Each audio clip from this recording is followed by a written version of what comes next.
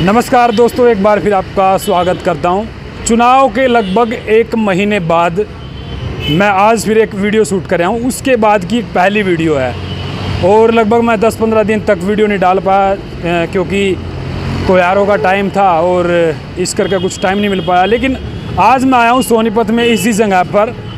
वो पहली एक महीने पहली वाली बात जो है याद दिलाने की कोशिश करूँगा और आने वाले हरियाणा के चुनावी भविष्य के बारे में थोड़ी सी जानने की कोशिश करूँगा।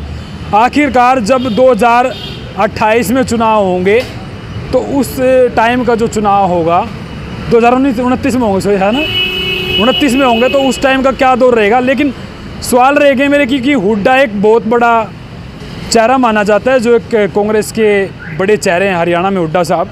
फ़िलहाल मैं यहाँ पर शास्त्री कॉलोनी में आया हूँ और ये सोनीपत की जगह है और काफ़ी फेमस जगह है। यहाँ पर बड़े बुजुर्ग जो है अपना एक्स्ट्रा टाइम व्यतीत करते हैं और बातचीत करते हैं चुनाव के बारे में। लेकिन चुनाव तो ख़त्म हो चुके हैं। अभी चुनाव तो दिल्ली, महाराष्ट्र, कई राज्यों में चुनाव होने हैं, उपचुनाव भी होने हैं। लेकिन चर्चा ये करेंगे जो ये हुड्डा साहब की हार हुई है, ये किस कारण हुई है, क्या आखिर क्या फैक्ट था, क्या कुमारी शैलजा का समर्थन ना मिलना, या फिर क्या चीज़ सोचते हैं, वो थोड़ी जानने की कोशिश करेंगे। इधर ही कुछ बैठे हैं और यहाँ पर बैठे हैं, यहाँ से बात स्टार्ट कर लेंगे तो बातचीत कर लेंगे। राम राम जी। राम राम बेटा। और ठीक हो जी आप? हाँ बढ़िया, अपनी सुना। बढ़िया जी बढ़िया। और क्या चल रहा है?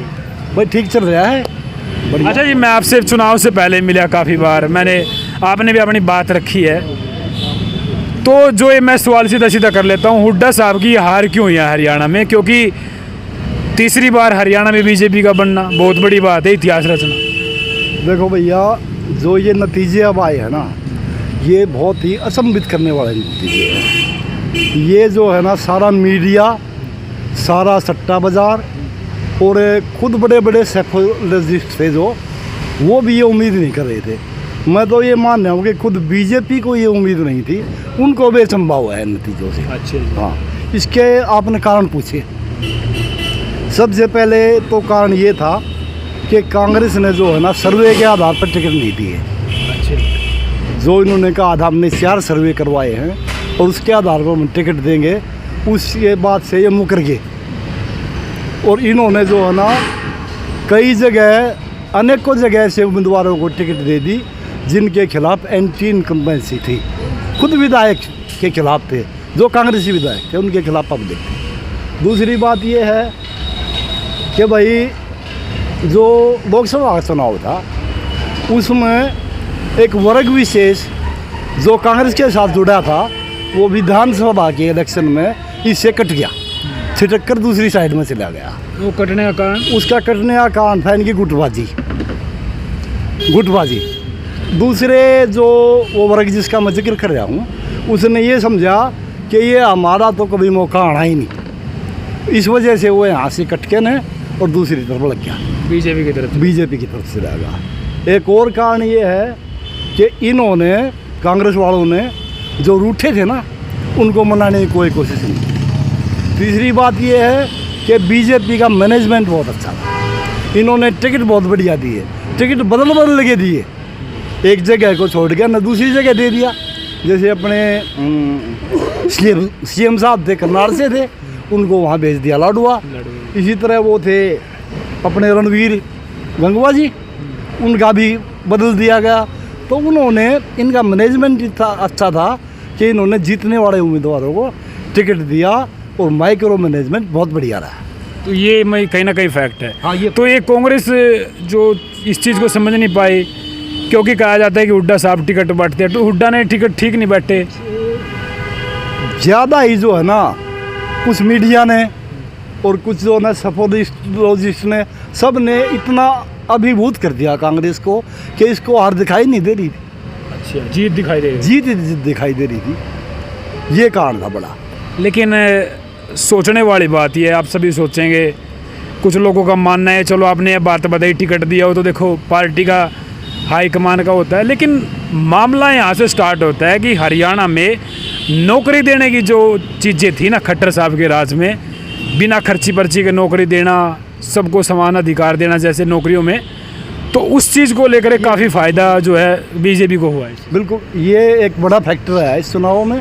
और जो ये ये क्या क्लास सी और डी की जो अभी ये जो इन्होंने रिजल्ट निकाले थे और वो आउट नहीं हो पाए, वो भी एक बड़ा फैक्टर रहा है। लेकिन बीजेपी पे इतना बड़ा विश्वास कर लिया, 25,000 नौकरियों के शपथ लेने से पहले नायब सैनी मुख्यमंत्री शपथ लेंगे।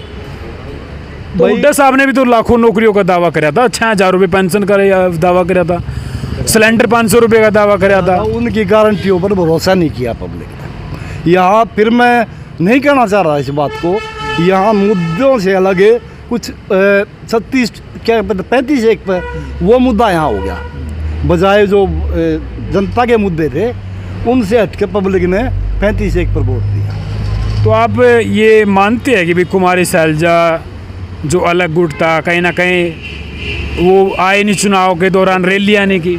ये जिम्मेवारी होती है जो मुखिया होता है ना परिवार का, उसकी जिम्मेवारी होती है वो सबको साथ लेके चले। अकेला चलेगा तो यही गति होगी, जो मुखिया उसको चाहिए कि वो सबको साथ ले। हुड्डा साहब को घमंड था इस बात का शायद कि भी मैं अपने बलबूते पे चुनाव जीत, शायद मुझे ऐसा लगता है, नहीं तो उन्होंने कोशिश करनी चाहिए थी सबको साथ लेके चले। शैलजा को भी मिले, अपने साथ लेके आए, सुरजेवाड़ा को भी साथ लेके आए, सबको साथ लेके चलना। अच्छा, एक सवाल अहम है, आखिरकार इसका जवाब मिलेगा पता नहीं मिलेगा, जो जाट वोटर था वो बीजेपी की तरफ कितना आकर्षित था? बीजेपी की तरफ अब की बार झुकाव था, लगभग जो है ना 22-23% जो ये आप वर्ग बता रहे हो इसका झुकाव रहा है बीजेपी की तरफ। अरे भी हुड्डा के साथ है जाट। उसके कारण कुछ अलग रहे हैं भाई, जैसे कहीं कमज़ोर कैंडिडेट दे दिया कांग्रेस ने, जाट कैंडिडेट कमज़ोर था, दूसरा कैंडिडेट मजबूत था, तो वहाँ झुक गया। जैसे अपने गन्नौर में है, गन्नौर में जो है ना ये देवेंद्र कादियान जो मजबूत कैंडिडेट दिखा तो जाट वोट वहाँ से ले गए। इस तरह के कारण रहे। आखिरी सवाल मेरा है, आने वाले जब चुनाव होंगे कभी भी 2029 में चुनाव होंगे, कुछ लोग बोल रहे हैं कि हुड्डा साहब तो है ना बिल्कुल रिटायर्ड कर दिया इस चीज़ से। ये अहम सवाल है, क्या लगता है कोई दूसरी पार्टी उभर के आएगी या फिर? अब 2029 में इलेक्शन होगा और उसके बाद जो है ना वो क्या कहते हैं वो तो क्या होगा, सीटें भी बढ़ चुकी होंगी। लगभग मैं मान रहा हूँ कि विधानसभा की हरियाणा में 118 सीटें होंगी लगभग। तब तक कुछ आदमी जो है ना आज जो बहुत बड़े नेता हैं वो उनका तो करियर ही ख़त्म हो चुका होगा, वो एज पार कर चुके होंगे और उनमें हुड्डा साहब भी एक होंगे। तो उस टाइम तक तो हुड्डा साहब का तो करियर ही ख़त्म हो चुका होगा। तो हुड्डा साहब के बाद दीपेंद्र हुड्डा कामयाब है इस चीज़ में? अब ये देखो आगे की बात है, भविष्य क्या होगा अभी हम बहुत पहले कुछ नहीं कह सकते। उसके पहले कुछ बहुत पहले, बहुत ये तो अर्ली स्टेज है बहुत। अच्छा, क्या नाम है जी आपका? मेरा नाम है बेटा विजेंद्र चिकारा। अच्छा, विजेंद्र सिकारा।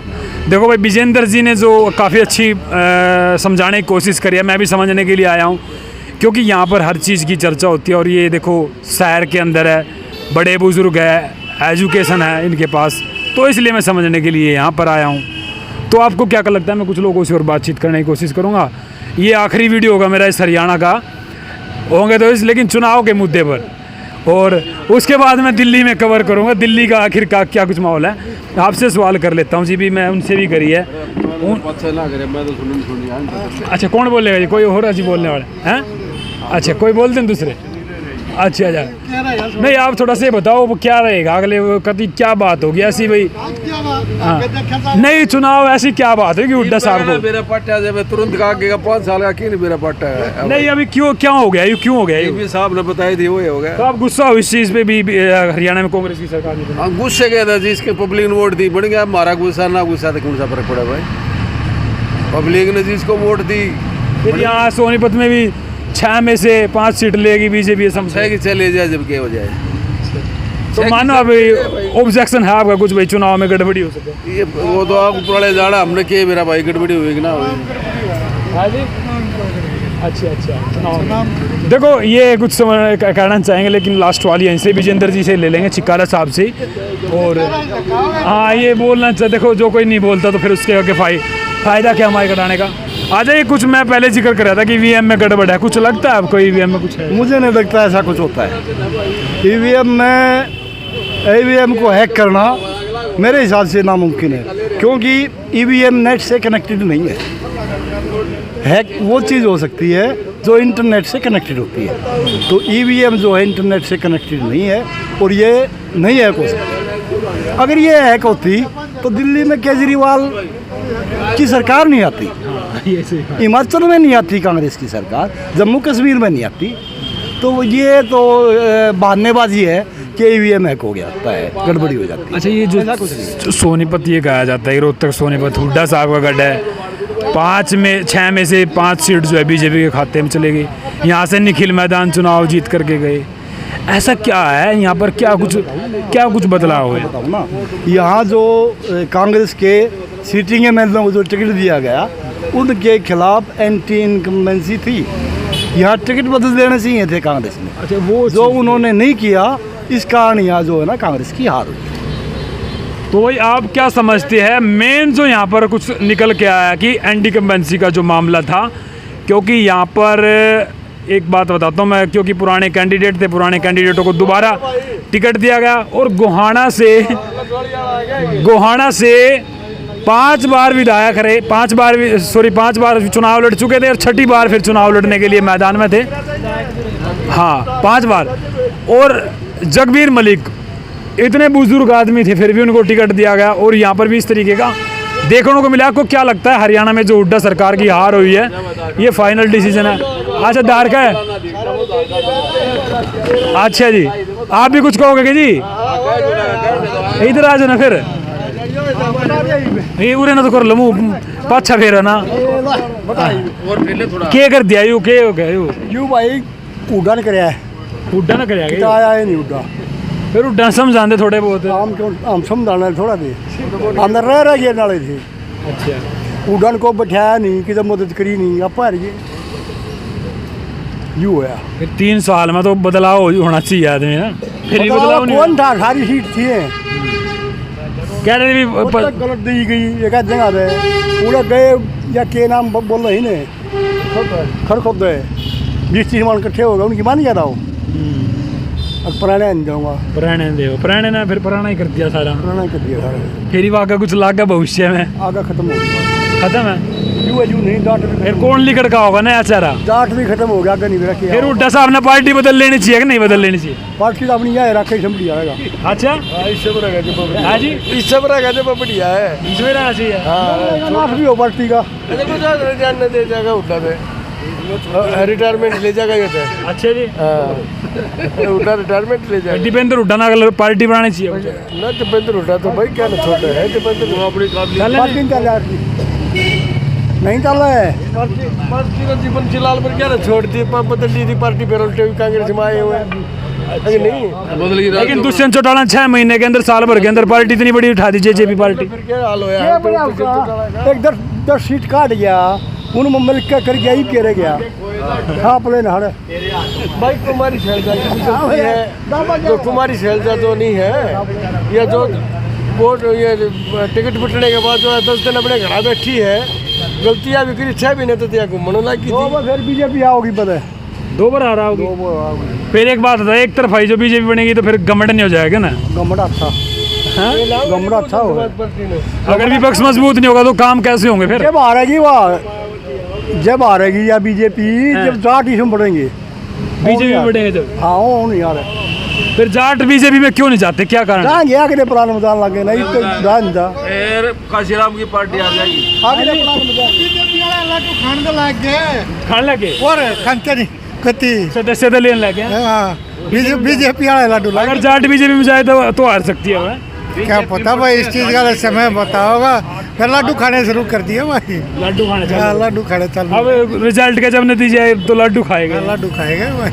बिगाड़ा बच्चे थे झुपड़ी में, इधर वो दफ्तर है, कामिल छोरा है, नो थोड़ी है, जो जरूरत पूरा फोन करने आ गया, कोई सामूहिक काम होगी तो जरूरत पड़ा फोन भी करते हैं। फिर आप खुश हो इस पार्टी जो भी कति खुश है भाई, पहले खुश करते, पहले भी खुश थे, भी खुश है। तो भाई देखो यहाँ पर खुश है पार्टी से भी सारा कुछ मामला सेट है, लेकिन सवाल मेरा ये रहेगा कि भी आने वाले चुनाव में अगर विपक्ष मजबूत नहीं तो होगा तो कैसे जो है काम होंगे, कौन आवाज़ उठाएगा? लेकिन हालांकि कांग्रेस करेगी पूरी मेहनत करेगी। देखते हैं अभी क्या मेहनत का क्या रहेगा, क्योंकि किसान आंदोलन जो हुआ उसके अंदर सरपंचों ने आंदोलन किया, आंगनवाड़ी वालों ने, अध्यापकों ने आंदोलन किया, किसानों ने आंदोलन किया, उसके बावजूद भी सरकार में बीजेपी की वापसी हुई है, हरियाणा में भी और केंद्र में भी। तीसरी बार प्रधानमंत्री मोदी जी बने और तीसरी बार यहाँ हरियाणा में बीजेपी की सरकार बनी है। तो आप क्या कुछ लगता है कमेंट करके जरूर बताना। नायब सैनी हरियाणा के मुख्यमंत्री है, कितना क्या कुछ कर पाएंगे। और दूसरी बात ये है कि खट्टर साहब को बदलना काफ़ी चीज़ें हैं, काफ़ी गेम खेलना आता है बीजेपी को। तो आपका क्या कुछ कहना बीजेपी की जीत के बारे में। तब तक के लिए नमस्कार, जय हिंद।